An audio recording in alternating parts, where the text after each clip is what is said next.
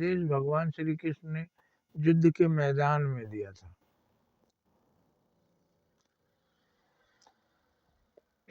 और संजय धृतराष्ट्र को बता रहा था, वो दिव्य यंत्र जो बनाकर श्री कृष्ण भगवान ने दिया था, दिव्य दृष्टि, उसी से वो देख रहा था कि युद्ध के मैदान में क्या हो रहा है।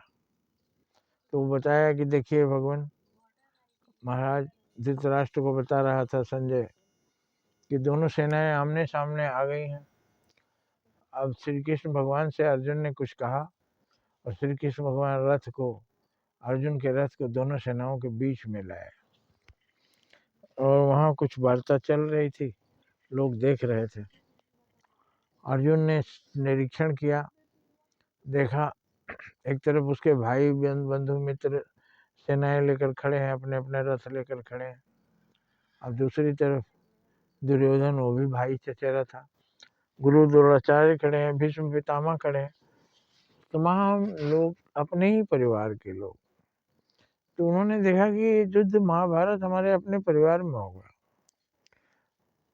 उधर से मारेंगे तो हमारे परिवार के लोग मरेंगे, हम मारेंगे तो हम हमारे परिवार के लोग मरेंगे।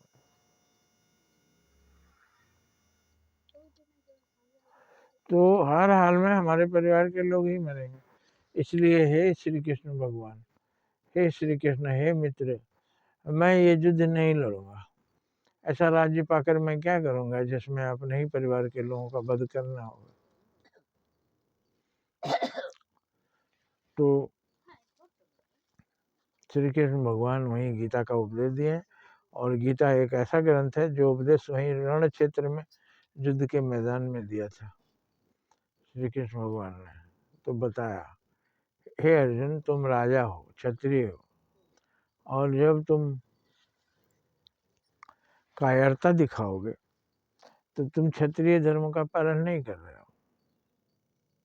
मान लो कोई अपराधी है जिसने कुछ अपराध किया है, तुम्हारे न्यायालय में वो केस आ जाए, तो तुम ये देखोगे कि ये अपराध जो किया है ये तो मेरा भाई है, मेरा भतीजा है, मेरा अपना कोई परिवार का सदस्य है, तो तुम पक्षपात करोगे, उसको कहोगे कि अपराधी नहीं है, निर्दोष है,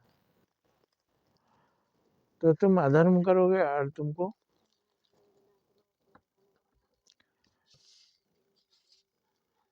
मोक्ष की प्राप्ति नहीं होगी। यहाँ तुमको ये नहीं देखना है कि कौन किधर, जो अपराधी है वो अपराधी है, सिर्फ अपराधी है। मेरा अपना कौन है?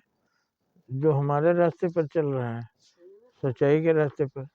जो बुराई के रास्ते पर चल रहा है वो तो अपराधी है। तो तुम क्या यही सिखाना चाहते हो कि भाई का हक जो मार ले उसको दंड ना मिले? तो हर आदमी अपने भाई का हक मार लेगा। दूसरा भाई अपने हक के लिए ना लड़े, मैदान छोड़कर मैं भिक्षा मांग कर काम चला लूंगा, क्योंकि अर्जुन ने कहा मैं भिक्षा मांग कर जी लूंगा, लेकिन ये युद्ध नहीं करूंगा। तो इसी तरह से कुरुक्षेत्र, धर्म क्षेत्र, ये जीवन ही एक रण क्षेत्र है, कुरुक्षेत्र है। निरंतर युद्ध चल रहा है अच्छाई और बुराई के खिलाफ। हमको अच्छाई के पक्ष में रहना है, बुराई से लड़ना है, बुराई को समाप्त करना है। और बुराई में कौन है? हमारा अपना अगर उस पक्ष में है, मेरा अपना ही अगर अपराधी है, बुराई के रास्ते पर है, तो उसके साथ में पक्षपात नहीं कर सकता, उसे दंड देना ही होगा।